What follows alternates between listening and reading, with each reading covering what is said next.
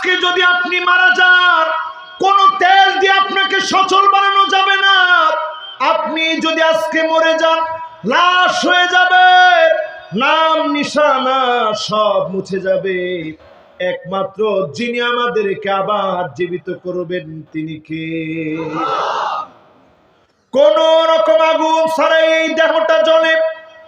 এই দেহটাকে প্রতিনিয়ত মালিক জ্বালান, প্রজ্বলিত করেন, আলোকিত করেন।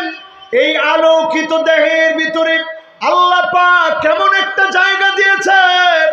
আপনি গুনাহ করে অন্ধকার বানিয়ে ফেলেছেন। আজকে যদি তাওবা করার মতো করে নেন, যিনি মাফ করে দিবেন তিনি কে? তবে তাওবা করার কিছু শর্ত আছে, বলবো ইনশাআল্লাহ। এক নাম্বার শর্ত হচ্ছে রুজু মিন সিফাতিন মাজমুমাতিন ইলা সিফাতিন মাহমুদা। খারাপ কাজ থেকে নিজেকে ফিরে আনবেন। আগে যেমন খারাপ কাজের ভিতরে দেখতেন, এখন নিজেকে ভালো কাজের মধ্যে দেখবেন। যখন আপনি নিজেকে ভালো কাজের মধ্যে পাবেন, বুঝবেন যিনি আপনার তাওবা কবুল করে নিয়েছে তিনি কে। তাওবা করার শর্ত হচ্ছে নাদাম। নিজেকে লজ্জিত বানায়া মালিকের সামনে দণ্ডায়মান হবেন। চোখের পানিগুলো ছেড়ে দিবেন, আল্লাহর কাছে কাঁদবেন, খাস দিলে তাওবা করে নিবেন। যিনি আপনাকে মাফ করে দিবেন তিনি কে? তবে কারো সঙ্গে আপনি জুলুম করলেন, কান খারাপ আছে তো? এরকম জালেম সমাজের ভিতরে আছে না নাই? আপনি কারো সঙ্গে জুলুম করলেন, লোকটা হায়াতে জীবিত আছে, তার হাত ধরে গিয়ে বলেন, ভাই আপনার সঙ্গে জুলুম করে ফেলেছিলাম, মাফ করে দেন। প্রয়োজনে আমার কাছ থেকে আপনি প্রতিশোধ গ্রহণ করে নেন। আল্লাহর নবী বিশ্ব নবী ইন্তেকালের আগে বললেন, দাঁড়িয়ে থেকে তিনি বললেন, তোমাদের কারো উপরে যদি আমি জুলুম করে থাকি, ফালিয়াক্তাসু মিন্নি ক্বাবলাল কিসাস ইয়াউমাল কিয়ামাত। কিয়ামতের দিন আল্লাহ চুলচেরা বিচার করবেন, হিসাব নিকাশ চুলচেরা হবে। সেই হিসাবের আগে আমার বিচার তোমরা করো। কারো উপরে যদি সামান্য জুলুম করে থাকি। কান্নার রোল পড়ে গেল সাহাবায়ে কেরামের মধ্যে। সবাই মাথা নিচের দিকে দিয়ে রাখলে আল্লাহর নবী আবার বললেন, কারো উপরে যদি কোনো জুলুম করে থাকি, তিল পরিমাণ যদি কোনো জুলুম করে থাকি, প্রতিশোধ নিয়ে নাও। ফালিয়াক্তাসু মিন্নি ক্বাবলাল কিসাস ইয়াউমাল কিয়ামাত। কিয়ামতের দিনে মালিক হিসাব নেবেন, তার আগে আমার হিসাবটা নিয়ে নাও। আজকে যদি আমরা জালেমদের দিকে তাকাই, অধিকাংশ জালেম দেখবেন চার কারণে জুলুম করে। কয় কারণ? আর আসতে বলেন, কয় কারণ? অন্তরগুলা কালো হয়ে গেছে। জুলুম করে চার কারণে। এক নাম্বার কারণ হচ্ছে জালেমের যখন টাকা হয়ে যায়। কি হয়? ঠিক তো জোরে কইলেন না, আর আসতে বলেন। মান ইয়াতামাদা আলা মালিহি কল্লাব। জালেম যখন টাকা পেয়ে যায়, জালেম তখন জুলুম করা শুরু করে। জালেমের মনে তখন থাকে না কারণকে যিনি ধ্বংস করে দিয়েছেন তিনি কে। ওমান ইয়াতামাদা আলান নাসি মাল্লাব। দুই নাম্বার জালেম জুলুম করে যখন চারপাশে কিছু লোক হয়। ঠিক কিনা বলে? নেতা তোমার ভয় নাই, রাজপথ ছাড়ি নাই। তখন নেতার ভিতরে আসতে শয়তান উস্কানি দিতে থাকে। ঠিক কিনা বলে? ঠিক তো জোরে কম নেই। তাহলে এক নাম্বার জুলুম করে কেন? কিসের জন্য? দুই নাম্বার কেন? একটু চারপাশে লোক হলেই জালেম জুলুম করা শুরু করে দেয়, ঠিক কিনা বলে? 3 নম্বরে মিলায় দেখেন, একটু জ্ঞান যখন হয়, অনেক জ্ঞান পাপী তসলিমা নাসরিন, হুমায়ুন আজাদ, শামসুর রহমান, এইরকম নাস্তিক যারা হয়, জ্ঞানের জন্য তারা ইসলামের বিরোধিতা করে, ঠিক কিনা বলে? আমরা দেখেছি আমাদের বাংলাদেশে আসিফ মাহতাব নামে একজন শিক্ষক গোটা জাতিকে দেখাই দিছে প্রতিবাদ কারে বলে। 7ম শ্রেণীর বইয়ের পৃষ্ঠা এইভাবে ছিঁড়ে দেখাইছে যে এইরকম ছিঁড়া এরপরে ফেলে দিয়ে 80 টাকার বই আবার ফেরত দিয়ে আসবেন, ঠিক কিনা বলে? এই প্রতিবাদের পরে শাহরিয়ার কবিরের মতো কিছু ইসলাম বিদ্বেষী কুলাঙ্গার বেঈমান দ্বীন পাপী জ্ঞান পাপী ইসলামের বিরুদ্ধে তারা দাঁড়িয়ে গেছে, ঠিক কিনা বলে? এদের বক্তব্য কি? এরা এখন বক্তব্য দিচ্ছে যে এই কোরআন দিয়ে রাষ্ট্র চালানো যাবে না। এই কোরআন দিয়ে রাষ্ট্র চালানো, এই পৃথিবীতে কি কোরআন দিয়ে রাষ্ট্র চলছে এরকম দৃষ্টান্ত আছে নাকি? আরে কি বলেন, আছে? এই পৃথিবীর জাহিলিয়াতের বর্বর মানুষকে সমৃদ্ধ ইতিহাসের সাক্ষী কোরআন বানিয়েছে। গোটা দুনিয়াতে দিনের সৌন্দর্য কোরআন ফুটেছে। আজকেও যদি কোরআনের কাছে আসেন, যিনি সেরা বানায় দিবেন তিনি কে? কয় কারণে মানুষ জুলুম করে? আর জোরে বলেন। 1 নাম্বার কি? অস্ত এখন দেখি পুরা মুখস্থ হয়ে যাচ্ছে আপনাদের। 1 নাম্বার কারণ কি? 2 নাম্বার কারণ কি? ওই যে নেতা তোর ভয় নেই, এই কইছি নাই? আরে এটা তো উদাহরণ দিছি। ও যদি এরকম আপনারা মনে করে নিয়ে যান তো উপায় আছে? বলেন 2 নাম্বার কি? এই যে আশেপাশে কিছু লোক বলে, নেতা এখানে মাহফিল হচ্ছে, উস্কানিমূলক কথা হতে পারে, আপনি বাধা দিয়ে দেন, ঠিক কিনা বলে? তোর নেতা তুই করছিস, ঠিক আছে বাধা দিলাম। এই যে চারপাশের কিছু লোকের কারণে ইসলামের বিরুদ্ধে আপনি দাঁড়াইলেন, চরম জালেম হিসাবে আপনি চিহ্নিত হলেন, ঠিক কিনা বলেন? আমি কি বুঝাইতে পারতেছি আপনাদেরকে? 3 নাম্বার জানি কি? এই যে একটু আকল হইলেই অনেকে দেখবেন আরে হুজুররা কি জানে। আমরা দেখছিলাম এক জ্ঞান পাপীরে, সে বলছে ইনশাআল্লাহ সংবিধানে বিসমিল্লাহ থাকবে না। ইনশাআল্লাহ বলে সংবিধানে বিসমিল্লাহ থাকবে না। আমি আল্লাহর কাছে বলতেছিলাম, আল্লাহ ওর জুতার পিটা না জানি কেমন হয়। তো কয়েকদিন তার পাগলামি খালি দেখতেছিলাম আর শুনতেছিলাম আর চিন্তা করতেছিলাম, আল্লাহ কেমন জুতা দিয়ে না জানি পিটানো হয়। দেখি সকালবেলাও সে বক্তব্যের ভিতরে খুব হুমকি দুমকি দিচ্ছে। সে বক্তব্যে বলছে, আসে হুজুররা বাহাস হবে। আলিব্বা তাসা কি খালি আপনারা পড়ছেন? আমি চিন্তা করলাম, আল্লাহ আজকে একটা পতন তারে দিয়ে দিও। সারাদিন শুনলাম বাহাস বাহাস, রাত্রে বেলায় শুনি পাগলার কল রেকর্ড ফাঁস, ঠিক কিনা বলে? সংসদে দাঁড়ায় একজন, উনি সিয়াসিটা সব পড়ে ফেলছে, নামটা নিয়ে উনি সংসদে সব সিয়াসিটা পড়ে ফেলছে বলে ওইখানে ঘোষণা পর্যন্ত দিচ্ছে। এত বড় হাদিস যে মহিলা পড়ছে, হাদিস বিশারদ, হাদিস বেত্তা, সে নিজে তার জবানে বলছিল যে ফেল করবে তারে দাওয়াত করে খাওয়াবে, ঠিক কিনা বলে? এই জন্য জ্ঞান আল্লাহ যতটুকু দিয়েছে, অনেক জ্ঞানের মালিক আমি হই নাই, ইল্লা কালিল, খুব সামান্য জ্ঞান আল্লাহ দিয়েছে।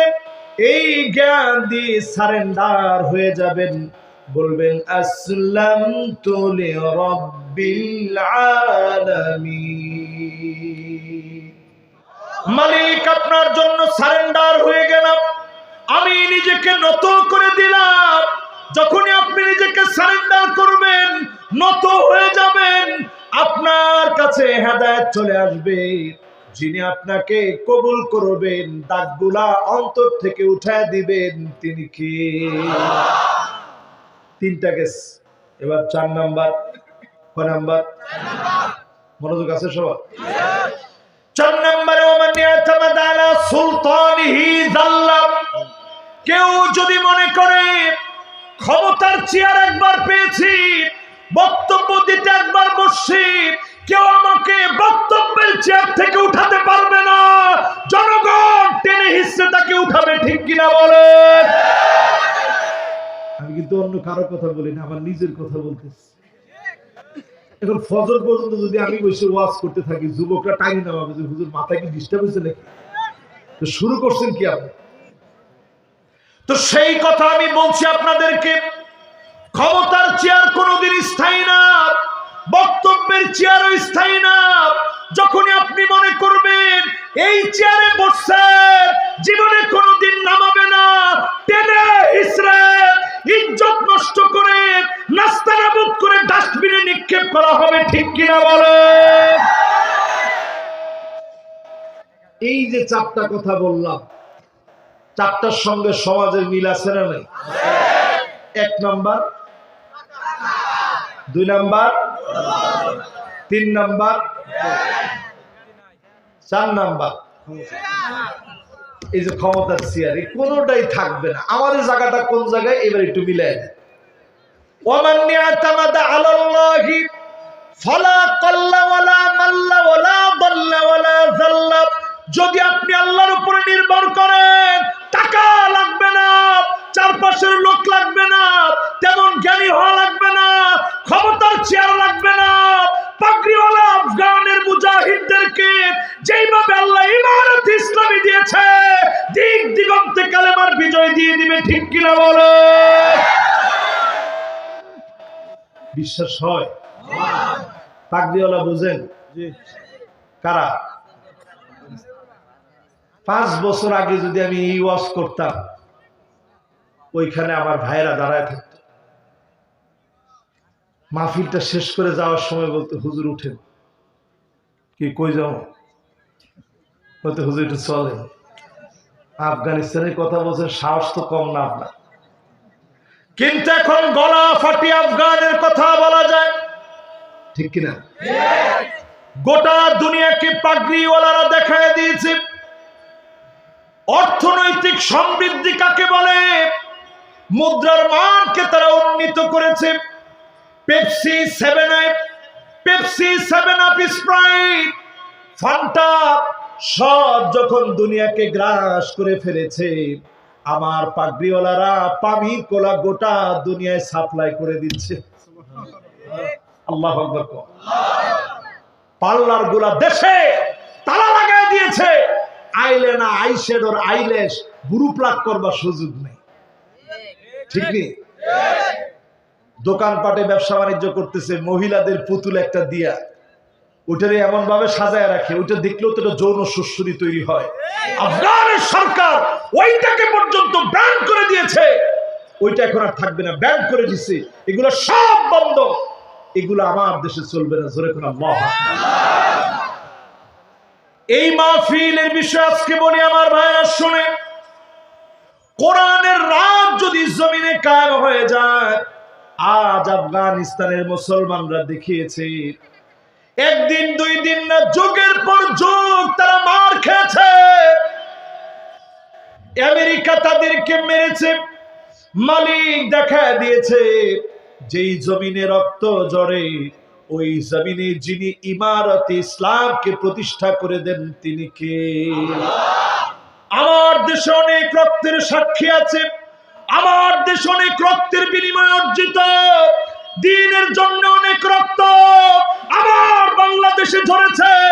শুধু যদি আমরা ইসলাম বুঝি, ঐক্যবদ্ধ হয়ে যায়, এমন সময় আসবে কালিমার পতাকা দিক দিগন্তে উড়বে, কেউ আটকা দিতে পারবে না, পারবে না এবং পারবে না, ঠিক কিনা বলেন? সবাই রাজি আছেন ইনশাআল্লাহ? তাহলে বলেন তো দেখি, কয় কারণে মানুষ জুলুম করে? 1 নাম্বার, 2 নাম্বার, 3 নাম্বার, 4 নাম্বার। আমাদের জায়গাটা জানি কোনটা? জিজ্ঞেস আমাদের জায়গা কোনটা? সবগুলো। আমাদের জায়গা হচ্ছে আমরা একজনের উপরে নির্ভর করি, তিনি কে? কথা কি বুঝতে পারতেছেন সবাই? এবার আসেন আমার ভাইয়েরা, আল্লাহ রাব্বুল আলামিন বলছেন ইয়াহদিল্লাহু লিনূরিহি মান ইয়াশা।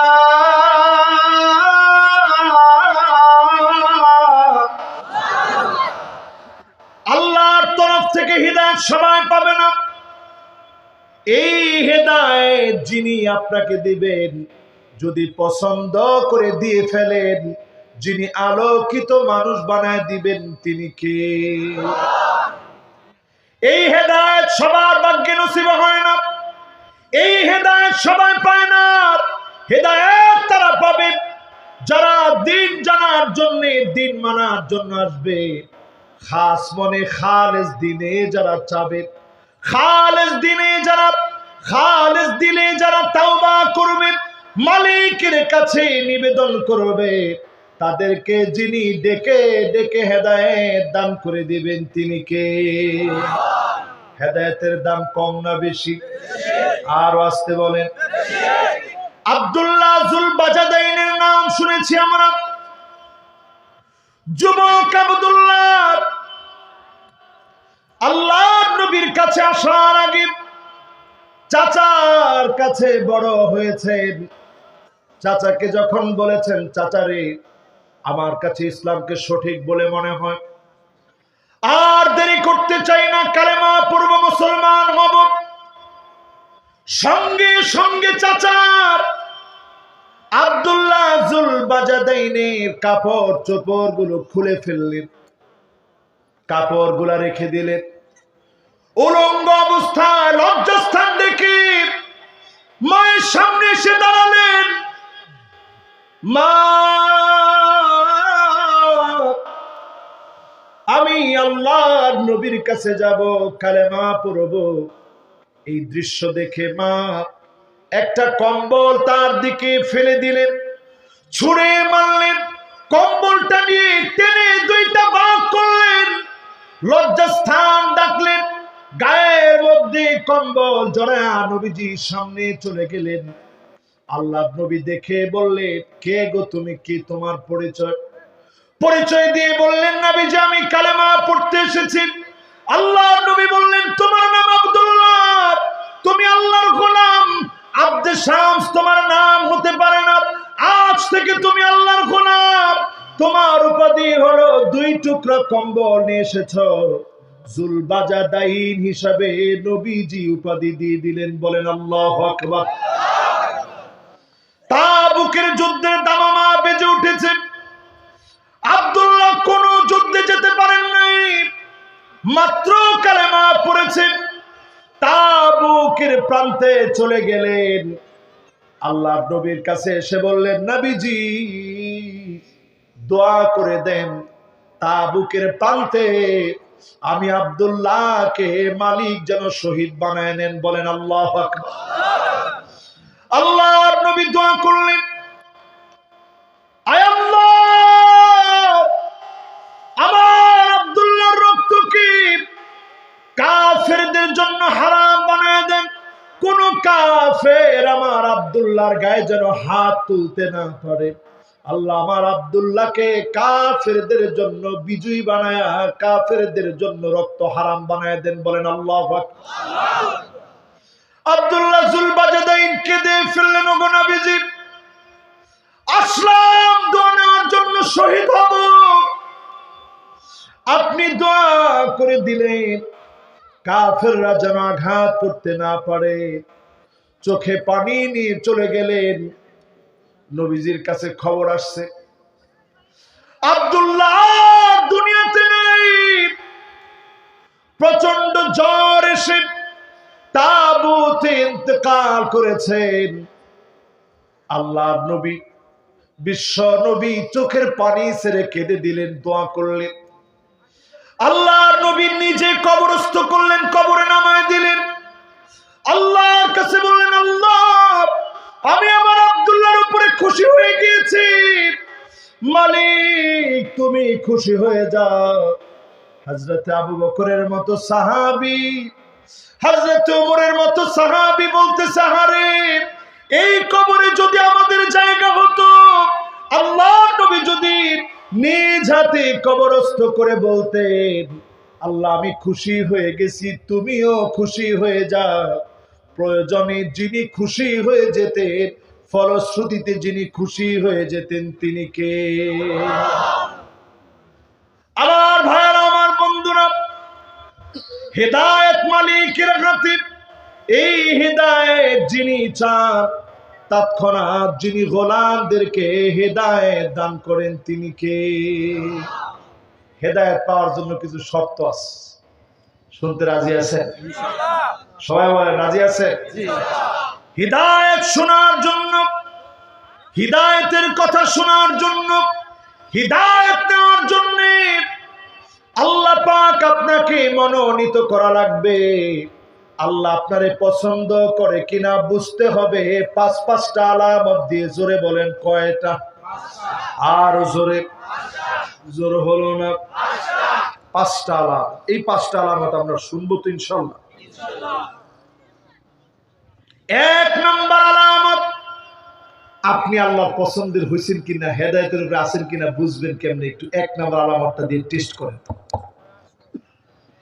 এক নম্বর আলামত হলো, মানুষ যখন আপনাকে ভালোবাসবে, হুব্বুন নাস, মানুষ যখন আপনাকে ভালোবাসবে, আপনি বুঝে নেবেন যিনি আপনাকে ভালোবেসে ফেলেছেন তিনি কে। এখন আমাদের মধ্যে মানুষ ভালোবাসে এরকম লোকের সংখ্যা কম না বেশি? নেতা ডান দিক দিয়ে যায়, কর্মী বাম দিক দিয়ে হাঁটে, আর কয় আল্লাহ তার সামনে তুমি আমারে ফেলো না। এরপরেও নেতা চোখে দেখে ফেলছে, দেখা মাত্র বলতেছে, কিরে সালাম কালাম কিছুই তো দিলি না। নেতা আসলে দেখি নাই তো এই জন্য দিতে পারিনি, ঠিক আছে এখন 5 বার দিই। একটুখানি নেতা সরার সাথে সাথে বলে, আল্লাহ এত মানুষের কপালে ঠাড়া পড়ে, আল্লাহ তার কপাল কি তুমি দেখো না? এরকম লোক আছে না নাই?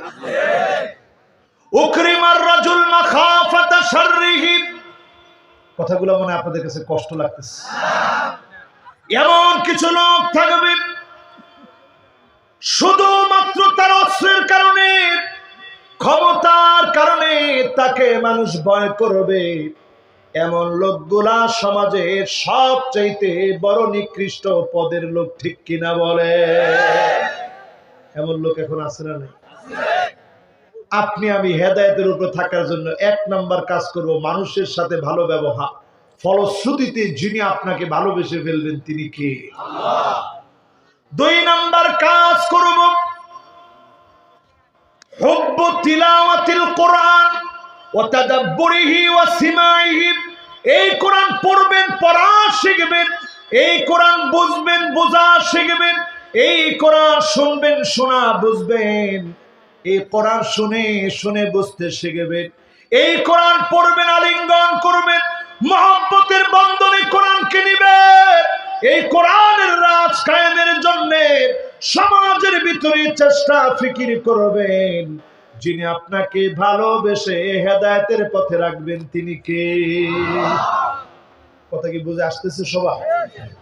আমার তো মনে হয় না বুঝে আসতেছে। 1 নাম্বার আলামতটা বলেন। আর আমাদের দেশের কিছু লোক বলে যে আমি একেবারে স্ট্রেট ফরওয়ার্ড, ডাইরেক্ট কথা বলি। তুমি তো জানো না এই ডাইরেক্ট কথা বলা ইসলামে হারাম। ইসলাম কি? জোরে বলেন কি? স্ট্রেট ফরওয়ার্ড হতে ইসলাম কখনো আপনাকে বলেনি। ইসলাম বলেছে কুলিল হক, সত্য কথা বলো। কুলিল হক ওয়ালাউ কানা মুররান, কুলিল হক ওয়া ইন কানা মুররান, সত্য বলো যদিও তিতা লাগে। সামনাসামনি কাউকে লজ্জা দেওয়া যাবে না, ইঙ্গিতে বলা লাগবে। আপনি যদি সামনাসামনি বলেন আপনি নিজ ইসলাম থেকে অনধিকার চর্চা করলেন, ঠিক কিনা বলে?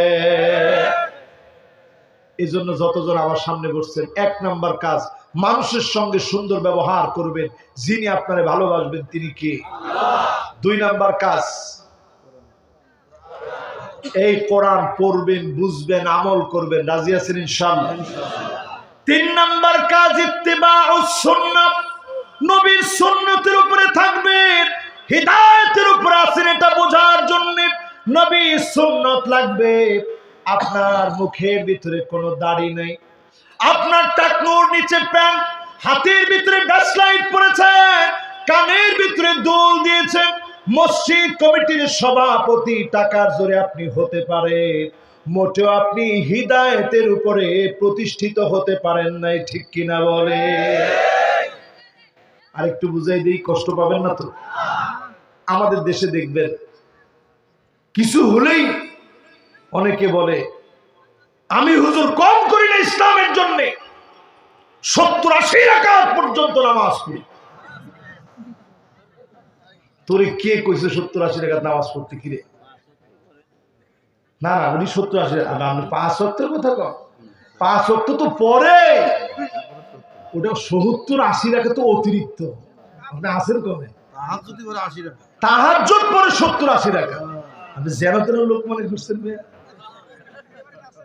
হেদায়েত, ওনার চাইতে বড় হেদায়েতের উপরে কে আছে? রাসূল আপনাকে 70-80 রাকাত পড়তে বলে নাই। ইত্তিবাউস সুন্নাহ, নবীর সুন্নাত মানে আলেম ওলামা চারপাশে বসা আছেন, 70-80 রাকাত নবী পড়তে বলে নাই। মাসনা মাসনা মাসনা মাসনা, মাসনা মানে 2, মাসনা মানে 2, 2 আর 2 মিলে 4 হয়, মাসনা মানে 2 মানে 6 হলো, মাসনা মানে 2, 6 আর 2 8 হলো। 70-80 রাকাত আপনি কমে পেলেন। তার মানে বোঝা যায় নবীর সুন্নাত মানলে হেদায়েতের উপরে থাকা যায়। নচেত আপনি দেখবেন 70-80 রাকাত নামাজ যেই লোকটা পড়ে, ওই লোকটাই আবার মেয়েদেরকে নিয়ে নাচা গান করে শরীরের মধ্যে রং লাগাইতেও দেরি করে না, ঠিক কিনা বল?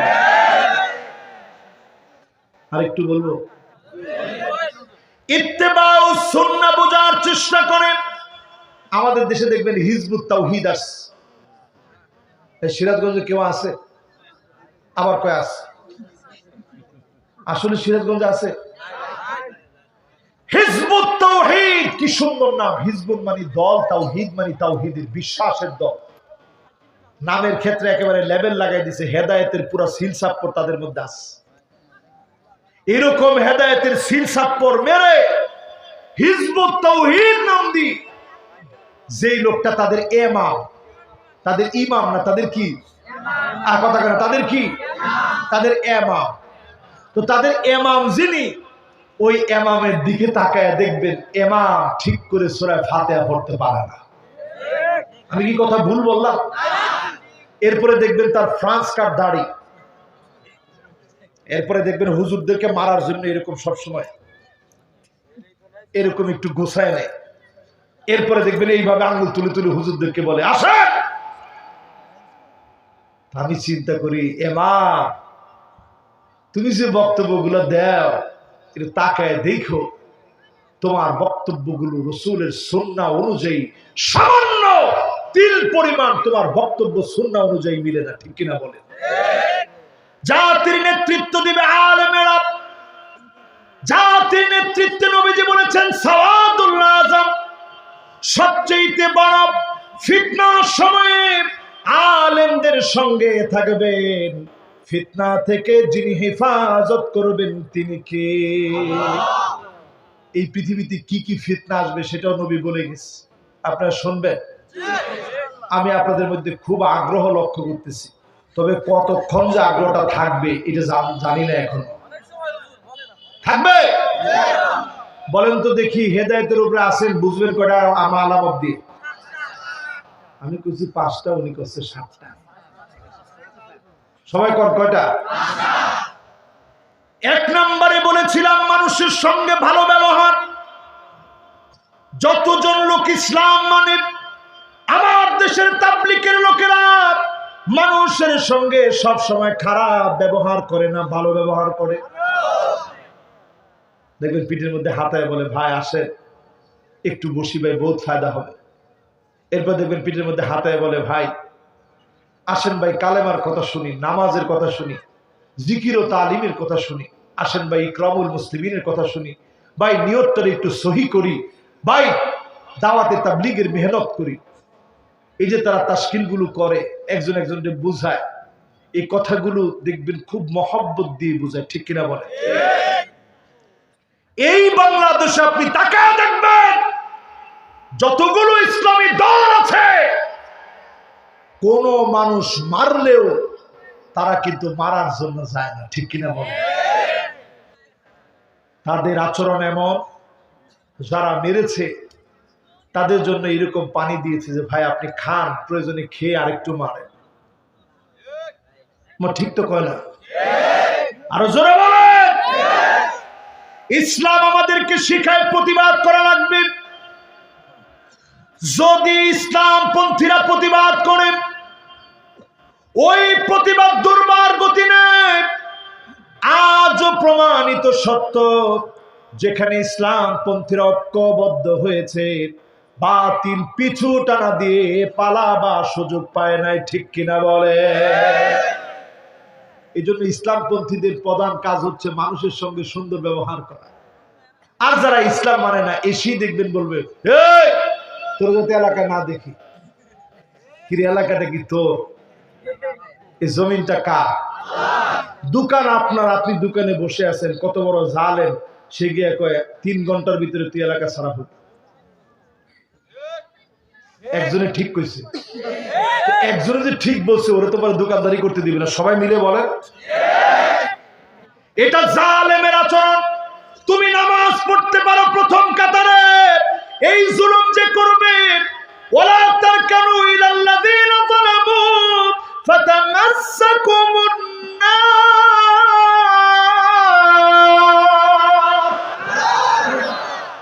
তুমি মনে করছো খালি নামাজ পড়লে পার পেয়ে যাবা? এরকম জালেম যে মানুষকে ঘরে বসতে দেয় না, দোকানে যেতে দেয় না, মানুষের সঙ্গে মিশে না, মানুষ তার জন্য বদদুয়া করে, আল্লাহ বলছে ফাতামাসসাকুমুন নার, আয় তোরে দেখাবো জাহান্নাম তোকে গিলে গিলে খাবে, ঠিক কিনা বলে? 2 নম্বরে বলেছিলাম এই কোরআন পড়া লাগবে। 3 নম্বরে বলেছিলাম যতজন এই মাহফিলে বসলেন নবীজির সুন্নাহ মানা লাগবে। এখন আমাদের ঘর থেকে শুরু করে, আমাদের বাড়ি থেকে শুরু করে, পাড়া থেকে শুরু করে, সমাজ থেকে শুরু করে, রাষ্ট্র অবধি যদি আমরা খুঁজি, জায়গায় জায়গায় তাকায় দেখবেন সব আছে। রাস্তাঘাটের উন্নয়ন হচ্ছে, দিন দিন আমাদের ইমানের অবমূল্যায়ন, আর ইমান দিন দিন শেষ হয়ে যাচ্ছে, ঠিক কিনা বলে?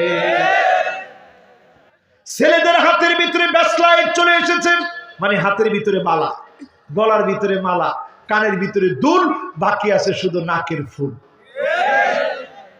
মেয়েরা এখন সব প্যান্ট শার্ট পরাকে আধুনিকতা বলে মনে করে, ঠিক বলছে একজন, আরো জোরে বলেন।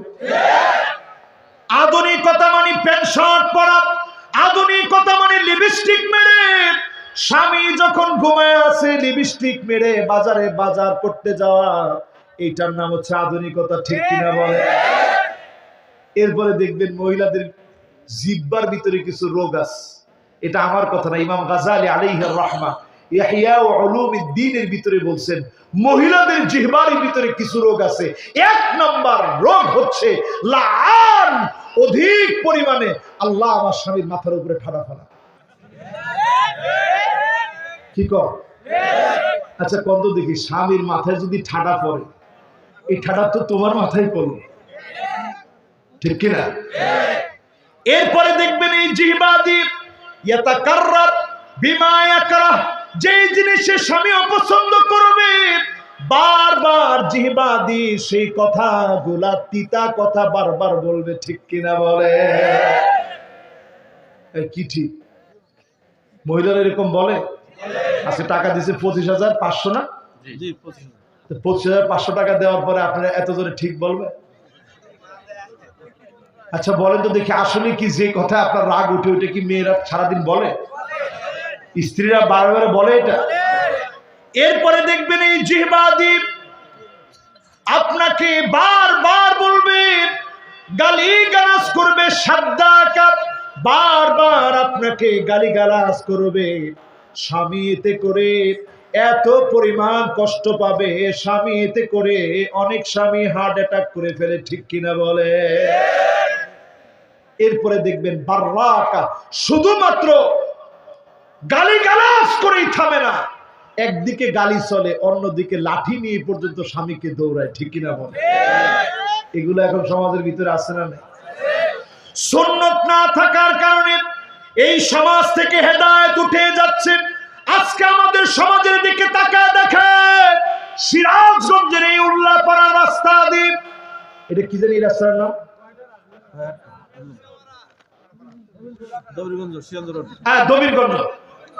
দবিরগঞ্জ না? এই দবিরগঞ্জ দিয়ে যদি একটা ছেলে আর একটা মেয়ে মনে করেন বিয়ে শাদী কিছু করে নাই, হাত ধরে এরপরে হেঁটে হেঁটে যাচ্ছে, মুরব্বী একজন গিয়ে যদি কয়, এ স্যাংরা, কিরে রাস্তা দিয়ে এরকম হেঁটে যাইতেছিস কেন? তাহলে মুরব্বীর কি উত্তরটা দিব জানেন? তোর কি? মুরব্বী তখন চিন্তা করবে, আল্লাহ আমি আর দুনিয়ায় কেন আছি, আল্লাহ আপনি আমার নিলিত পারেন। যদিও আপনি কথাটা শুনে হাসলেন, আল্লাহর হাবিব বললেন, লা তাকুমুস সাআতু, ততক্ষণ পর্যন্ত উম্মত শেষ হয়ে যাবে না, এই দুনিয়া ততদিন পর্যন্ত ফুরাবে না, যতদিন না আমার উম্মত কবরের পাশ দিয়ে যাবে আর আফসোস করে বলবে, ইয়া লাইতানি মাকানা। আফসোস মালিক, এই কবরে আমাকে কেন নিলে না? আমাকেও তুমি কবরে নিয়ে নাও। সমাজের ভিতরে এত বিশৃঙ্খলা শুরু হবে, এত অনৈক্য শুরু হবে, এত পরিমাণ খারাপই শুরু হবে, অশ্লীলতা পাপাচার শুরু হবে। নেককাররা বলবে, আল্লাহ এই কবর যেন আমার ঠিকানা হয়, তার মতো যদি কবরে চলে যেতাম গুনাহ থেকে বেঁচে যেতাম, ঠিক কিনা বলে? এরকম এখন আছে না নাই? অথচ আজকে থেকে 30 বছর আগে একটু হিসাব মিলায় দেখেন, এই সিরাজগঞ্জে ধরেন এখান থেকে আপনার নানির বাড়িতে যাবে আপনার আম্মা, রিক্সাটার মধ্যে শাড়ি কাপড় দিয়ে পেছানো হতো, ঠিক? খালি হুজুরে কইছে, আপনারা কয়েন। কে কে দেখছেন এটা? হাত তুলেন দেখি। বলছেন গরুর গাড়ি দিয়ে গেছি, তাও দেখছি গাড়ির মধ্যে কি করছে। এটা শুধু হুজুরদের বউদের ক্ষেত্রে? সবার ভিতরে পর্দা এমন ছিল, পুরো গরুর গাড়িটা পেঁচানো হতো, পালকিতে করে স্ত্রী আনা হতো, সেই পালকি পর্যন্ত পেঁচায় রাখা হতো। আজকে এত আধুনিক সমাজ পেয়েছি, প্রত্যেকের স্ত্রী প্রত্যেকে দেখে পরক্রিয়া জায়গায় জায়গায় বেড়ে যাচ্ছে, ঠিক কিনা বলে? আমাদের পরিবেশের অবস্থা দেখে আজকে আমি একটা রিপোর্ট দেখছি, কান খারাপ করে শুনে, আজকে আমি আসার পথে একটা রিপোর্ট দেখছি, পাখিদের মধ্যে পর্যন্ত ডিভোর্স বেড়ে গেছে। বুঝেন নাই? মানুষ খারাপ হয়ে গেছে, তো দুনিয়ার অবস্থা কি হবে চিন্তা করেন। আমি চিন্তা করলাম, কি পাখির মধ্যে ডিভোর্স হয় নাকি? কেমন কথা! পুরা খবরটা দেখ। এই খবরটা কেউ দেখছো? এই তো মাশাআল্লাহ, এটার হাতটা উঠাও তো, টান টান করে। এই দেখেন, এটা কি আমার নিজের লোক নাকি? আপনার কাছে মনে হয় এরা আমার নিজের লোক? মাশাআল্লাহ, এলাকার ছেলে পেলে। দেখছেন না এই খবর? আমি আজকে পুরাটা দেখলাম খুব খেয়াল করে, কিরে পাখির মধ্যে ডিভোর্স কেন? পরিবেশবিদরা 200-র উপরে পাখি জগলের উপরে গবেষণা চালাইছে যে কিরে পাখি করে কি। দেখে যে মানুষের যে পারিপার্শ্বিক অবস্থা, এই পারিপার্শ্বিক অবস্থার কারণে পাখিদের মধ্যে যে প্রেম ভালোবাসার বন্ধন মহব্বত ছিল, এগুলো আস্তে আস্তে ভেঙে যাচ্ছে। এখন গবেষণা করে দেখতেছি যে এটার জন্য পরিবেশ দায়ী। এবার আবার আপনার দিকে তাকায় দেখেন, সুন্নাত না মানার কারণে আমার সমাজে ডিভোর্স বেড়ে গিয়েছে। নবীজি বলেছেন, ইয়াতাসাফাদু ফিত তারিক তাসাফুদাল হামিম, এমন সময় আসবে রাস্তায় রাস্তায় পশুর মতো বেহাপনা শুরু হবে। নির্লজ্জ আর বেহায়া মানুষ এত হয়ে যাবে, রাস্তায় রাস্তায় যৌনাচার করবে। ইউরোপ আমেরিকাতে শুরু হয়ে গেছে, আমার দেশে ট্রান্সজেন্ডার গুলে খায় আমাদের দেশের মানুষগুলাকে তাদের দেশের মতো বেহায়া বানাতে চেয়েছিল, ঠিক কিনা বলে? অলরেডি এখন যে অবস্থা চলতেছে আরো খারাপ হয়ে যেত। মালিকের কাছে আমরা পানা চাই, সুন্নত মেনে যেন জীবন যাপন করতে পারি। আল্লাহ যেন তৌফিক দান করেন, পড়েন আমিন। সুন্নত মানলে দুনিয়াতে 4টা ফলাফল পাবেন। কয়টা? আরো আওয়াজ করে, আরো জোরে, একটা একটা করে মুখস্থ করুন। সবার মনোযোগ আছে তো? আমি আর সর্বোচ্চ 20টা মিনিট আপনাদেরকে কষ্ট দিব ইনশাআল্লাহ। এই 20টা মিনিটে একটা লোকেরও উঠতে দেওয়া যাবে না। ঠিক সময় মিলা কম? দেখি কিরকম সাহস আপনাদের আছে। একজন মুরব্বী উঠছে, ওনারা আটকেন না। না না, বসছে তো সবাই। আপনার কি গেছে কি? ওই দেখেন এখনো যুবকরা আসতেছে। লিল্লাহে তাকবীর। আপনারা আছেন তো ইনশাআল্লাহ? এবার একটু খেয়াল করে শুনেন, সুন্নত মানলে দুনিয়াতে লাভ কয়টা? 1 নাম্বার লাভ হবে আল মুহাব্বা ফি কুলুবিল বারাত। আমি কিন্তু কোরআন হাদিস ছাড়া অন্য কোনো দিকে মুখ করিনি, শুধু অনুবাদ করছি আপনাদের সামনে। আল মুহাব্বা ফি কুলুবিল বারাত, যদি সুন্নতি জমিনে প্রতিষ্ঠা করে নেককারদের মনে যিনি মহব্বত তৈরি করে দিবেন তিনি কে? দেখবেন আপনি রিক্সা চালান, ঠেলাওয়ালা, ভ্যানওয়ালা, নামাজ পড়ে বেরোচ্ছে, কোটি কোটি টাকার মালিক আপনার পিঠে হাত দিয়ে বলবে বাজার শরীরটা কেমন লাগে। আপনি চিন্তা করবেন যে সুবহানাল্লাহ, আমার মতো কত রিক্সাওয়ালা কেউ জিজ্ঞাসা করে না। অনেক রিক্সাওয়ালা দেখবেন নামাজি, চেহারা চকচক চকচক করে, ঠিক কিনা বলে? বিশ্বাস হয় না মনে আপনাদের? সামান্য কৃষক মানুষ, চেহারা কি সুন্দর, নামাজ পড়ে আসছে, একবারে সাদা সিধা মানুষ। ধনী মানুষ তারে জিজ্ঞাসা করে বাজার শরীরটা কেমন। এর মানে এই মহাব্বত যিনি দিচ্ছেন তিনি কে? ওয়াল হাইবাতু ফি কুলুবিল ফাজারা, পাপী লোক আপনাকে দেখলে ভয় পাবে। দেখবেন পাপী অনেক টাকার মালিক, আপনি যখন বলছেন গান বাজনা চলতেছে, আপনি একটু হিম্মত নিয়ে গিয়ে দেখবেন। আমার নিজের চোখে দেখেছি একজন ইমাম, একদিন আমি নিজে নামাজ পড়ছি একজন ইমামের পিছনে দাউদ কান্দিতে। নামাজ পড়ার পরক্ষণে দেখি কি নামাজের মধ্যেই গান বাজনার আওয়াজ আসতেছে। প্রচন্ড রাগ লাগছে। নামাজের পরে ইমাম সাহেবকে জিজ্ঞাসা করলাম, ইমাম সাহেব নামাজ পড়ছেন কোন ওয়াক্তের? বলছে হুজুর ঈশার নামাজ পড়লাম। তো ঈশার নামাজ পড়ছেন, এদের সাহস কত বড়! মুসলমানের দেশে প্রকাশ্যে মসজিদের সামনে গান বাজনা বাজাইলো। ওরা কি মুসলমান না হিন্দু? বলছে হুজুর এরা মুসলমান। তো মুসলমান হইলে তো তাদের সাথে একটু বোঝাপড়া হওয়া দরকার, চলেন। হুজুর আমি এখানে ইমাম, কেমনে যাবো?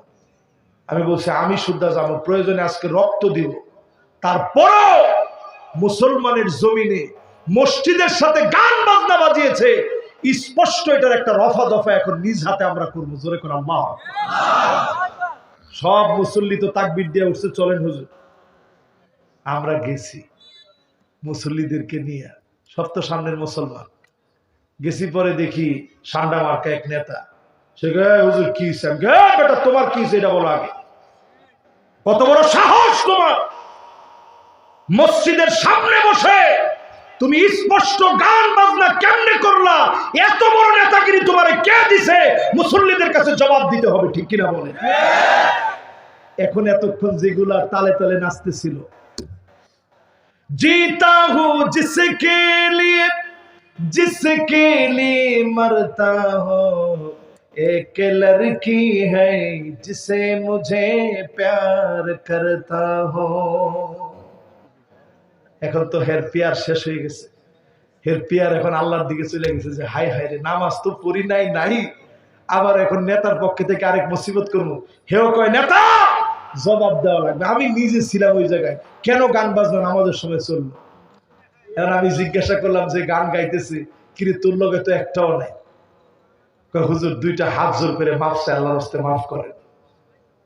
আমি সাথে সাথে চিন্তা করলাম যে পাগলা তুই যা গাইলি এই গাওয়াটার মধ্যে যদি একটু চেঞ্জ করে দিতি, जीता हूँ जिसके लिए जिसके लिए मरता हूँ, एक अल्लाह है जिसे मुझे प्यार करता हो।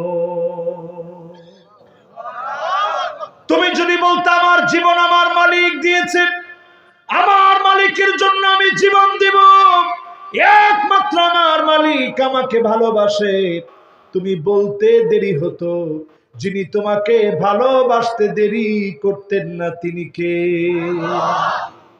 এজন্য বলি আল হাইবাতু ফি কুলুবিল ফাজারা, হিম্মত নিয়ে বাতিলের প্রতিবাদ করবেন। এই যে আসিফ মাহতাব একজন শিক্ষক, সেমিনারে গিয়ে বইছিস, প্রতিবাদ শুরু হয়ে গেছে, ঠিক কিনা বলে? প্রতিবাদ করেন হিম্মত নিয়ে বাতিলের বিরুদ্ধে। গান বাজনাকে রুখে দেন, বিবাহ অনুষ্ঠানকে সহজ করেন, আইসারুহা মাউনা, বিবাহ সহজে বিবাহ দেন, মহারানা কম করে ধরেন। মহারানা নিয়ে অনেক বাপ অনেক সময় ডাকাতি করে, ঠিক কিনা বলে? কথাটা যুবকদের পছন্দ হয়েছে, মুরব্বীদের হয়নি। যুবকরা আরো জোরে কঠি। এখন তো যেই জোরে হয়েছে মুরব্বীরা এখন ভয় পেয়ে চলে যাবে। অনেক মেয়ের বাপ যুবকদের উপরে ডাকাতি করে। আর একটু জোরে কর।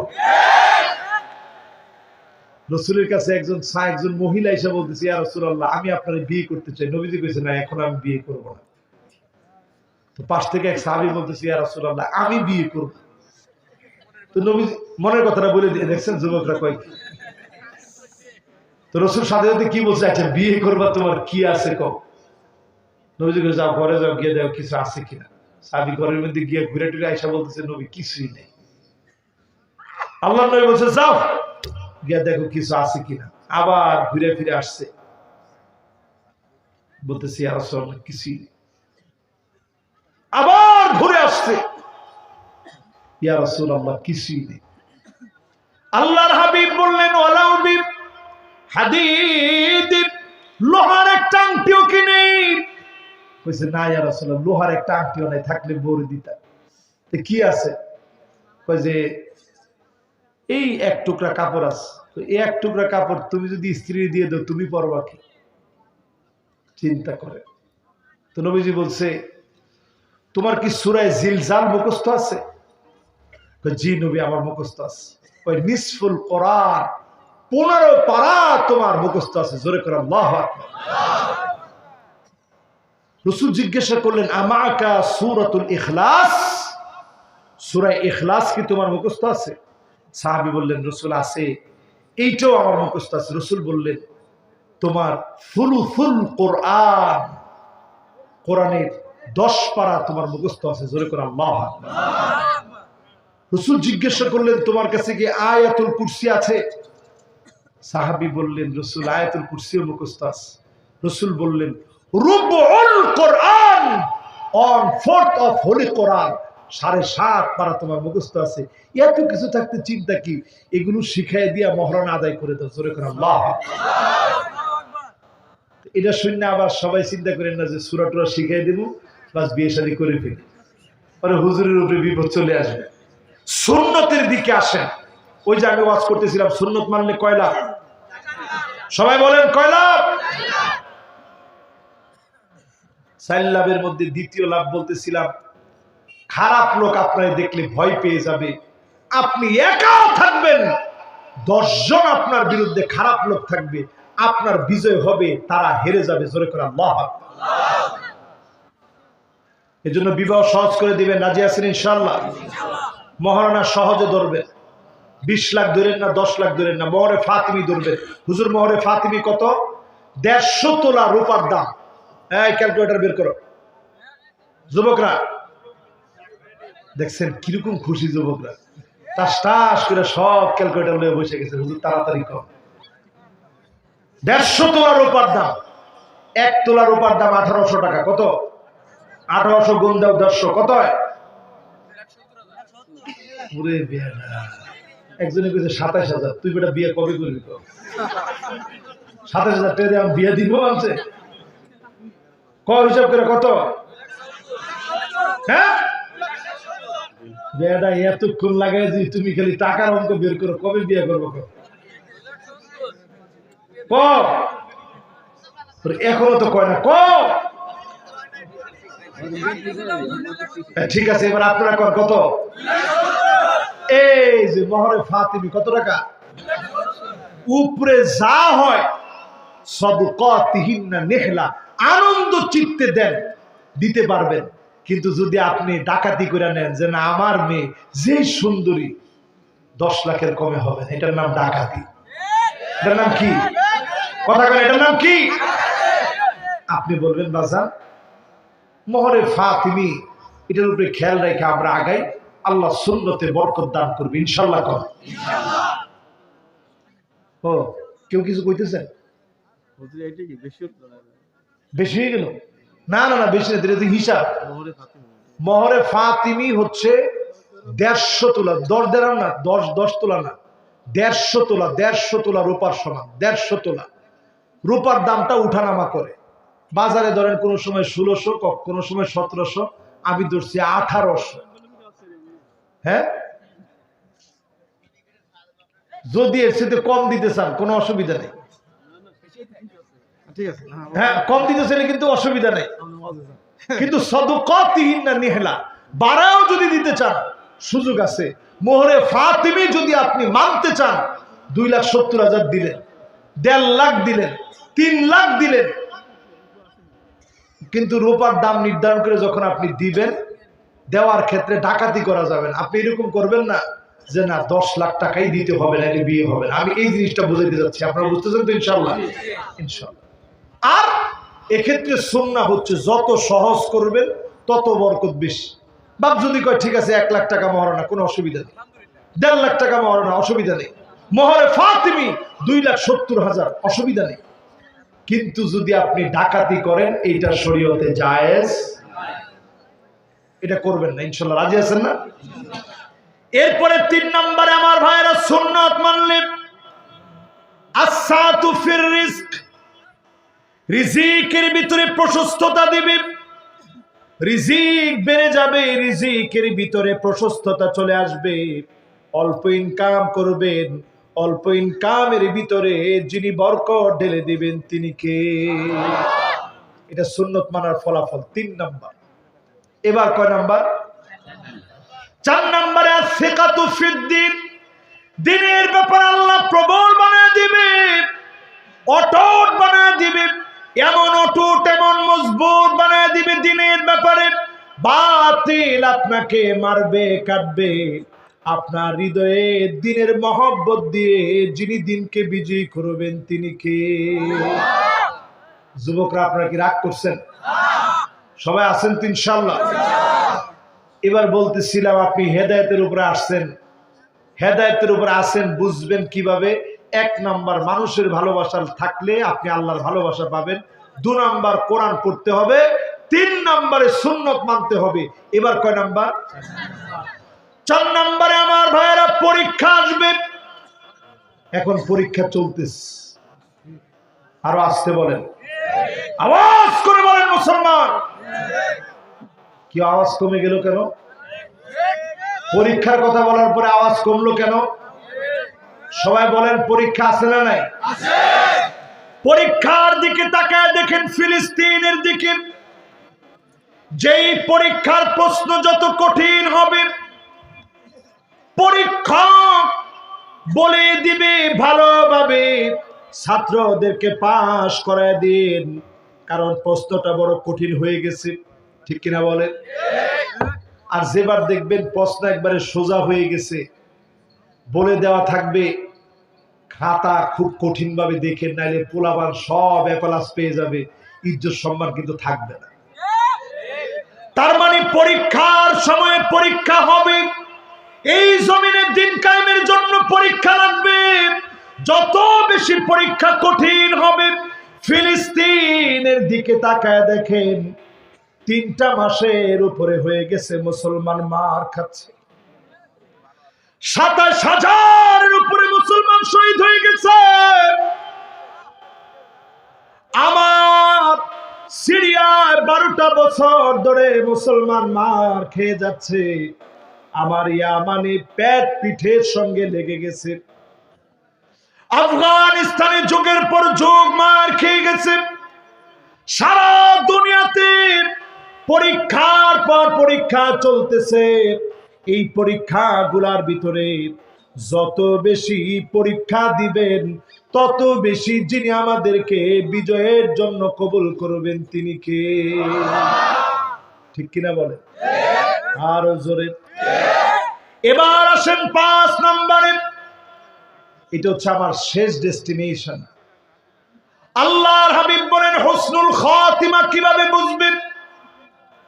তোমার জীবন হেদায়েতের উপরে ছিল কিভাবে বুঝবে? আইওয়াফিকাহু বিআমালিন সালিহিন ক্বাবলা মাউতিহি, মওতের আগে ভালো কাজ করতে গেলেন, সিজদার মধ্যে চলে গেলেন। সুবহান রাব্বিয়াল আ'লা,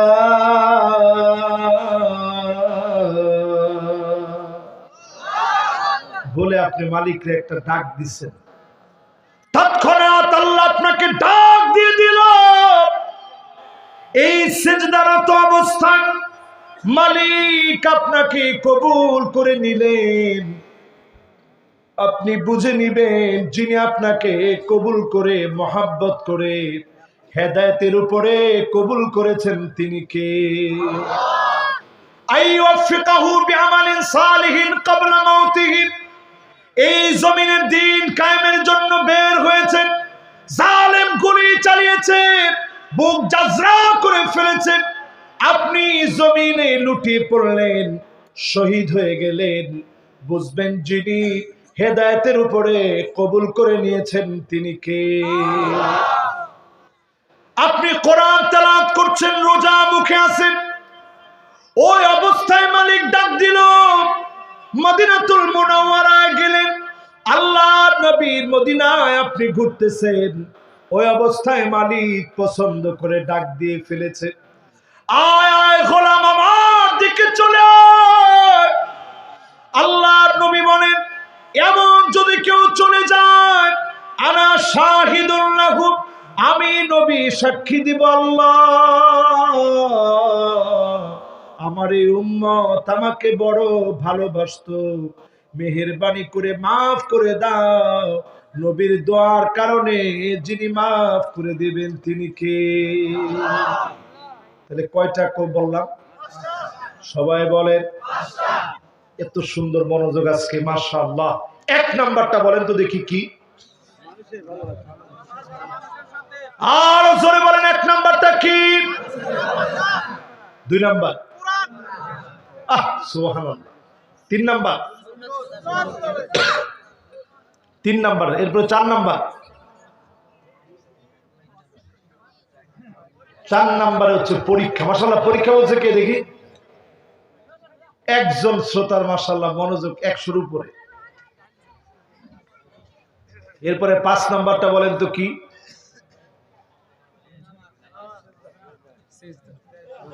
5 নাম্বার হচ্ছে যে লোকটা ভালো কাজ করতে করতে মরবে, বুঝবেন মালিক তার হেদায়েতের উপরে কবুল করছে। জোরে করে আল্লাহ। হেদায়েত পাওয়ার জন্য একটা দোয়া বেশি বেশি পড়বেন, আল্লাহুম্মা আরিনাল হাক্কা হাক্কান ওয়ারযুকনা ইত্তিবা' ওয়া আরিনাল বাতিলা বাতিলান ওয়ারযুকনা ইজতিনাব। আল্লাহ তাআলা হেদায়েতের উপরে থাকলে এই পথে তুমি আমাকে রাখো। আর যদি যুবকরা বসো বসো বসো, 4 জন যুবক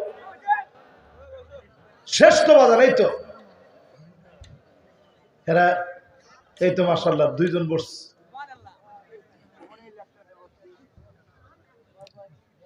হ্যাঁ ঠিক আছে ইনশাআল্লাহ, এই তো সবাই বসছে। যদি আমি আপনি হিদায়াতের উপরে থাকতে পারি হিদায়াত নিয়ে যদি কবরে যেতে পারি, কবরটাকে যিনি আলোকিত বানায় দিবেন তিনি কে? কয়েকটা প্রশ্ন আছে, প্রশ্নগুলোর উত্তর ইনশাআল্লাহ আমরা দিব। এটা একেবারে মোনাজাতের আগে, শেষ সময় আমরা ইনশাআল্লাহ উত্তর দিয়ে দিব। শেষ একটা অংশের তাফসীর এখনো বাকি আছে, সেটা হচ্ছে আল্লাহু বিকুল্লি শাইইন আলিম, সব বিষয় যিনি জানেন তিনি কে? আমার ভাইরা, আমার বন্ধুরা, এই মাহফিলে যারা কষ্ট করে বসলেন, আজ থেকে নিয়ত করে হেদায়েতের উপরে চলবে। পৃথিবীর অবস্থা ভালো না, দুনিয়ার অবস্থা শেষের দিকে চলে যাচ্ছে। আল্লাহর নবী আঙ্গুলে গুনে 6টা বিষয় গুনে রাখতে বললেন। কয়টা বিষয়? 2 মিনিট লাগবে, একটু নিজেরাও গুনে নেন, আজকে থেকে মনোযোগ সহকারে বাড়ি যান। 1 নাম্বার, রাসূল বলছে মাউতি, গুনে রাখবা আমি নবী যখন চলে যাব, যেই কোনো মুহূর্তে এই পৃথিবীর মধ্যে একটার পর একটা আযাব আসতে পারে। আমরা নবীজিকে কি পাইছি? জোরে বলেন পাইছি? 1 নাম্বার আলামত চোখের সামনে মিলে গেছে। 2 নাম্বার আল্লাহর নবী বলেন সুম্মা ফাতহু বাইতুল মুকাদ্দাস, আবার বাইতুল মুকাদ্দাস বিজয় হবে। আবার বাইতুল মুকাদ্দাসকে যিনি বিজয়ী বানায় দিবেন তিনি কে? আপনি আমি এখনকার অবস্থা দেখে মনে করতেছি হুজুর সব তো মনে হয় শেষ। 27,000-এর উপরে মানুষ শহীদ হয়ে গেছে, ছোট ছোট বাচ্চাগুলা শহীদ হয়ে গেল। হসপিটালের ভিতরে কোনো অ্যানেস্থেসিয়া নাই, জীবন্ত মানুষের হাত কাটা হচ্ছে, একটা চোখের মধ্যে আঘাত লেগেছে, চোখটাকে উঠানো হচ্ছে। খাবার নাই, পানি নাই, রাস্তার নর্দমার পচা পানি মুসলমান খাচ্ছে। পাখির লিকুইড খাবারগুলো, পাখির শুকনা খাবারগুলো পানি দিয়ে জাল দিয়ে মুসলমানের প্লেটে দিচ্ছে, মুসলমান খাচ্ছে। সারা দুনিয়াতে মুসলমানরা যখন এত পরিমাণ মাজলুম হচ্ছে, আপনি আজকের এই মাহফিল থেকে মিলায়া দেখেন। আল্লাহর নবী 2 নম্বরে বললেন আবার বাইতুল মুকাদ্দাস বিজয় হবে। হযরত ওমরের সময় একবার বিজয় হলো, আবার বিজয় হলো সালাউদ্দিন আইয়ুবীর সময়ে। এখন আবার যিনি বিজয় দান করবেন তিনি কে? এরপরে নবীজি বললেন শোনো, সুম্মা মাউতানুন ইয়াখুযু ফীকুম কাকুআসিল গানাম, ছাগলের ঠান্ডা লাগলে ছাগল যেভাবে কাশতে থাকে এরকম ঠান্ডা জনিত একটা মহামারী আসবে। আমার সিরাজগঞ্জের ভাইরা বলেন তো দেখি, এইরকম মহামারী কি আসছে? কি নাম? সবাই বলেন কি নাম? আপনি মনে করছেন করোনা শেষ হয়ে গেছে? করোনার চাইতে মারাত্মক একটা ভাইরাস 50,000 বছর এতদিন পর্যন্ত ঘুমন্ত ছিল বরফের নিচে, নাম জম্বি ভাইরাস, পৃথিবীর দিকে আসতেছে। 2024-এ এই পৃথিবীর পরিবেশবিদরা বলছে এইরকম একটা ভয়ঙ্কর আযাব আসতেছে, আপনি যেটা নামও কোনোদিন শুনেন নাই। নাম হচ্ছে এল নিনো। কোন কি নাম? এল নিনো। বলেন কি নাম? আমি তো নিজে সেদিন আটকে উঠলাম যে ছোট একটা ছেলে পৃথিবীর জন্য আতঙ্ক হয়ে যাচ্ছে। আমি ভাবলাম কিরে, ছোট ছেলে পৃথিবীর জন্য আতঙ্ক হয়ে যাচ্ছে মানে কি? একটু খবরটা একটু ঘেটে দেখি, সার্চ করলাম, অবাক হয়ে গেলাম। প্যারোতে একজন জেলে গেছে মাছ ধরতে, সমুদ্রের ভিতরে জাল ফেলে যখন টানতেছে, হঠাৎ দেখে সমুদ্রের একটা ছোট্ট অংশের পানি প্রচন্ড গরম হয়ে গেছে। সমুদ্র পৃষ্ঠের পানিটা গরম হয়ে যাওয়াতে উপরিভাগের পানি গরম, আবার একটু দূরে গিয়ে দেখে ঠান্ডা। তো উনি মজা করে নাম দিছে এল নিনো, মানে ছোট্ট একটা জায়গায় যেহেতু এই ঘটনা, উনি নাম দিছে ছোট ছেলে। ছোট ছেলের আতঙ্ক, এই নাম দিয়ে তিনি ফিরে আসছে। উনি তো জানে না সেই প্যারো থেকে 15,000 কিলোমিটার দূরে, হাজার হাজার দূরে ভারতবর্ষ, 1895 থেকে 96 সালে শুধু এল নিনো, এক জায়গায় গরম আরেক জায়গায় ঠান্ডা, এটা হচ্ছে একটা পৃথিবীর ভিতরে খরার আলামত। এমন খরা লেগেছিল এই ভারত উপমহাদেশে, ভারতবর্ষে এমন খরা লেগে গিয়েছিল, ভারত, বাংলাদেশ, ইন্দোনেশিয়া, অস্ট্রেলিয়াতে 50 লাখ মানুষ শুধু এল নিনোতে মারা গেছে। জোরে করে নাউজুবিল্লাহ। বর্তমান 2024 ধারণা করা হচ্ছে এই খরা আবার আসতেছে। পৃথিবীর একদিকে থাকবে বৃষ্টি, অন্য দিকে থাকবে প্রচন্ড খরা। এমন বৃষ্টি হবে যেদিকে বৃষ্টি হচ্ছে সেই দিকেও কিছু ফলন ফলবে না, যেদিকে খরা লেগে গেছে ওই দিকেও ফলন থাকবে না। একদিকে পানি পানি করে চিৎকার করবে, আরেক দিকে প্রচন্ড বৃষ্টির কারণে পানি পানি করে চিৎকার করবে। মানুষের চিৎকারের আওয়াজ হবে পানি পানি, শুধু পানি পানি বলে চিৎকার হবে পৃথিবীতে। এই আযাব থেকে যদি মুসলমান বাঁচতে চান, গজব থেকে যদি বাঁচতে চান, এই মাহফিলে বসে, আজকের এই মাহফিলে বসে হিসাব করবেন। অবশ্যই তাওবা করে আপনাকে আমাকে ছাতনির ভিতরে যে বাতি বসায় দিয়েছেন, বাতির উপরে যে চিমনি দিয়েছেন, যেই বাতিকে কোনো তেল ছাড়া আল্লাহ জানান, ওই বাতির চিমনি তাওবা করে যদি পরিষ্কার করে নিতে পারেন, নামাজি যদি হতে পারেন, অবশ্যই মাহফিল থেকে যিনি কবুল করে নেবেন তিনি কে? 4 নম্বরে নবীজি বলছেন হাতে গুনে রাখবা, সুম্মা ইস্তিফাদাতুল মাল হাত্তা ইউতার রাজুল 100 দিনার ফায়াযাল্লু সাখিতা। এমন সময় পৃথিবীতে আসবে যেই সময়ে 100 দিনার দিয়ে দেওয়া হবে, মানুষের মন ভরবে না। ওই সময় চলে আসছে তো। এখন আপনি বাজারে যান, বেগুনের কেজি 80 টাকা। রমজান এখনো কয়টা দিন বাকি আছে, রমজান আসলে যে কি হবে আল্লাহ জানে। এরপরে আমার ভাইরা 5 নম্বরে নবীজি বলছেন সুম্মা ফিতনাতুন লা ইয়াবকা বাইতুন মিনাল আরব ইল্লা দাখালাতহু। আরবের এমন কোন ঘর নাই যে ঘরের ভিতরে ফিতনা ঢুকবে না। রিয়াদের দিকে তাকায় দেখেন, মদ এখন পারমিশন দেওয়া হয়েছে, কূটনীতিকরা মদ খেতে পারে।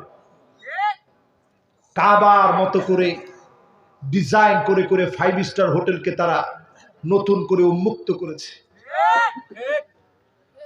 মাদায়েনে সালেহ, আমি যদি আপনাদেরকে মোবাইলে এখনো দেখাই, এই ছবিগুলো আমার কাছে এখনো আছে। মাদায়েনে সালেহ আপনাদেরকে দেখাই, আপনারা পরে ইউটিউব থেকে সুন্দর করে দেখে নেবেন। এই ছবিগুলো এখনো আমার মোবাইলে হাজারো হাজারো ছবি আছে মাদায়েনে সালেহের। কত বিভৎস আল্লাহর আযাব যে জায়গায় আসছে, এই আযাব গজবের জায়গাগুলো একটা ছবি আপনাদেরকে দেখাই শুধু।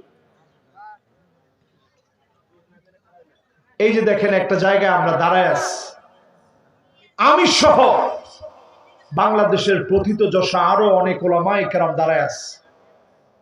মাদায়েনে সালেহ এমন একটা জায়গা, আমরা সেই জায়গায় গিয়ে সবাই কান্নাকাটি করছি যে আল্লাহ এই জায়গাটা আপনি আযাব দিয়ে ধ্বংস করে দিচ্ছেন। কিন্তু সেই ধ্বংসের জায়গাতে খোদ সৌদি আরবে, ওই ধ্বংসের জায়গাতে সৌদি আরবে নাচ গানের জন্য বিদেশিদের জন্য উন্মুক্ত করে দিয়েছে। ছোট ছোট ড্রেস পরে সেখানে নাচবে। যেই জায়গায় নবীজি বলছেন গেলে কাঁদতে কাঁদতে বের হবা, কোন জায়গায় তোমরা দাঁড়াবে না, ইল্লা আনতুম বাকুন, চোখের মধ্যে পানি নিয়ে ফিরবে, শুধু ওই জায়গাতে দাঁড়াবে। সালেহ আলাইহিস সালাম যেখানে উটকে পানি পান করিয়েছে। বড় দুঃখজনক সত্য, আজকে মুসলমান এমন হয়ে গেছে, টাকার জন্য, টুরিস্টদের জন্য মাদায়েনে সালেহকে উন্মুক্ত করে দিয়েছে। আল্লাহ নবী বলেছেন সৌদি আরব সহ আরবের ভিতরে ফিতনা ঢুকবে। এমন বিবাহ আসছে, নিকাহে মিসিয়ার, টাকার বিনিময়ে বিবাহ। মহিলা আপনারে বলবে আমি টাকা দিব, তুমি আমারে বিবাহ করবা, যতদিন তোমারে আমার ভালো লাগবে তোমার সঙ্গে থাকবো, ভালো লাগবে না থাকবো। এরপরে 6 নম্বরে নবীজি গুনে রাখতে বলছেন সুম্মা সুম্মা হুদনাতুন তাকুনু বাইনাকুম ওয়া বাইনা বানিল আসফার ফায়াকদিরুন, খ্রিস্টানদের সঙ্গে তোমাদের চুক্তি হবে, এই চুক্তি আবার ভঙ্গ হবে। এমন সময় আসবে খ্রিস্টানদের সঙ্গে মুসলমানের চুক্তি ভঙ্গ হবে। কোন খ্রিস্টান? রোমক খ্রিস্টানদের কথা বলছেন। এই রোমক খ্রিস্টানরা এখন কোথায় আছে? রাশিয়াতে আছে। ইস্তানবুল মুসলমানদের বিজয় হওয়ার পরে 21 বছরের যুবক সুলতান মুহাম্মদ আল ফাতেহ সে যখন বিজয় করছে, তখন এই খ্রিস্টানরা চলে গেছে বর্তমান রাশিয়ায়। এই জন্য দেখবেন রাশিয়া প্রত্যেকবারই মুসলমানের পক্ষে থাকার চেষ্টা করে। রসুল বলতেছে এদের সঙ্গে এই সম্পর্ক বেশি দিন থাকবে না। ফায়াকদিরুন, অচিরেই এটা ভঙ্গ হবে। পৃথিবীর অবস্থা কি হবে? এমন অবস্থা আসবে, সামানিনা গায়া, 80টা দল হয়ে যাবে। তাহতা কুল্লি গায়াতিন ইসনা আশারা আলফা, এক একটা পতাকার নিচে 12,000 সৈন্য হবে। এই পৃথিবীতে একটা সংঘাত লাগবে, তৃতীয় বিশ্বযুদ্ধের সূচনা হবে। ঠিক কিনা বলে? আমার আপনার কাজ কি হবে আজকে থেকে? হুজুরের ওয়াজ শুনে আজকে থেকে ভয় পেয়ে আর কিছু করব না। আবার ঠিক, তাও ঠিক, মানে হুজুর বেঠিক কিছু বলতে পারে না নাকি? আবার ঠিক, হুজুর বেঠিক অনেক কিছু বলতে পারে, ওটা আপনি ঠিক করে দিবেন। ঠিক কিনা বলেন? এখন যারা এখানে বসছেন সবার দায়িত্ব কি? আমার আপনার দায়িত্ব হচ্ছে বাদিরু বিল আমাল, নিজের আমল পরিবর্তন করব। যে বেনামাজি ছিলাম নামাজি হব, যে এতদিন জমিনে দিন প্রতিষ্ঠা করা কি জিনিস বুঝি নাই বোঝার চেষ্টা করব, যার ঘরের ভিতরে পর্দা নাই পর্দা ঠিক করাবো। রাজি আছি ইনশাআল্লাহ? আল্লাহ আমাদের সবাইকে তৌফিক দান করুক, পড়েন আমিন। বেশ কয়েকটা প্রশ্ন আছে। 1 নাম্বার প্রশ্ন হচ্ছে, হুজুর অনেকেই আপনার নিকট দান করতে চায়, অতঃপর আরে মিয়া দান তো হুজুরে উঠেছে, দান তো হুজুরে উঠেছে। আচ্ছা ঠিক আছে, আপনারা বসেন, ইনশাল্লাহ প্রশ্নের উত্তর আগে দিয়ে নিয়ে অসুবিধা নেই, ইনশাল্লাহ দানও দিবেন। দিবেন না কেন? ইনশাল্লাহ দিবেন। আমি এটা আগেই শর্ত দিয়ে নিই যে বাবা আমি এই লম্বা ওয়াজ করার পরে আমারে দিয়া দানের কথাটা বলেন না, আমার প্রতিদিন মাহফিল করা লাগে, এটা তো বোঝা দরকার আপনাদের। সবারে দিয়ে তো আল্লাহ সব কাজ করায় না। আমি এই মাহফিলটা আরো আসছি, ভালোবাসার মাহফিল। আমি এটা আগেই বলে নিই, উনাকে আমি লম্বা সময় দিছি এই জন্য। এখন আমি এত লং টাইম ওয়াজ করার পরে এটা বলাটা আমার জন্য কঠিন, তারপর আপনারা দিয়ে যাবেন ইনশাল্লাহ বলেন। আমি একটা মেয়েকে, একজন প্রশ্ন করছে হুজুর আমি একটা মেয়ের অনেক ভালোবাসতাম, আমি ওই মেয়েকে বিয়ে করে আমার বাসায় নিয়ে এসেছিলাম। আবার ঠিক, প্রথমে আমার ফ্যামিলি রাজি ছিল না, অনেক কিছু হওয়ার পর রাজি হয়েছিল। তার 3 মাস পর আমাদের ডিভোর্স হয়ে যায়। ডিভোর্স হওয়ার পর আমরা ফোনে কথা বলি। এখন আমরা আবার বিয়ে করার সিদ্ধান্ত নিচ্ছি, এটা হালাল হবে নাকি হারাম হবে এটা বলবেন। এই যে অনেকে এখন উঠতেছেন। আচ্ছা ঠিক আছে, আমরা ইনশাআল্লাহ মোনাজাতের দিকে যাই। প্রশ্নটা সংক্ষিপ্ত কথা বলি। কেউ এই ধরনের পালায় যে অথবা কারো মেয়েরে রাস্তা থেকে এনে ভালোবাসার দোহাই দিয়ে এই সমস্ত বিয়ে করতে যাবে না। এখন জোরে বলেন ঠিক। কেন এই কথাটা বলছি? এই জন্য বলছি, রসুল 3 বার বলছে, রসুল 3 বার বলছেন, 3 বার বলেই রসুল বলছেন মান নাকাহা বিগাইরি ইযনি ওয়ালিয়িহা ফানিকাহুহা বাতিল ওয়া বাতিল ওয়া বাতিল। অভিভাবকের অনুমতি ছাড়া যে বিবাহ হয় ওই বিবাহ বাতিল বাতিল বাতিল। তো অভিভাবক যদি আপনার উপরে নারাজ থাকে, বিয়ে করলে বিয়েটা বাতিল রসুল বলছেন। এটার ব্যাখ্যাটা কি? হানাফি স্কলারদের কাছে এটার ব্যাখ্যা হচ্ছে এই বিবাহটা বরকত শূন্য, বরকত শূন্য, বরকত শূন্য। এখন যে বিবাহে বরকত নাই ওই বিবাহে 3 মাসের মধ্যে ডিভোর্স হবে। তোমাদের এত ভালোবাসা 3 মাসের মধ্যে ডিভোর্স হলো কেন? আবার ডিভোর্স হওয়ার পরে এখন শয়তান বুঝাচ্ছে তুই এখন আবার নিয়ে আস, এখন সব ঠিক হয়ে যাবে। আমি বলবো ওই পথে তোমার আর যাওয়া দরকার নেই। বাস যেটা শেষ, ওইটার তালাক কিভাবে হয়েছে? মেয়েদের যে ডিভোর্স দেওয়ার পদ্ধতি আমাদের দেশে, শরীয়তের পরিভাষায় এটাকে তলাকে তাফউইদ বলা হয়। এটা আমরা না বুঝার কারণে ডিভোর্সটারে এত সহজ মনে করি। মেয়ে বলছে আর ডিভোর্স হয়ে গেল। আর ওই যে 18 নম্বর কলামে লেখা থাকে যে আপনি স্ত্রীকে তালাক দেওয়ার অনুমতি দেন কিনা, ওইখানে আমি বলবো প্রত্যেক যুবক তোমরা নিজেরা কাজীর হাতে লেখাবা, একটা সিল থাকে দেখবা, সিলের নিচে তোমরা লেখাবা এক তালাক দেওয়ার অনুমতি প্রদান করি। তাহলে যদি এক তালাক দাও, ওই যে মাথা ঠিক হয়ে গেলে তখন তুমি ফিরে নিয়ে আসবে। ঠিক আছে তো ইনশাল্লাহ?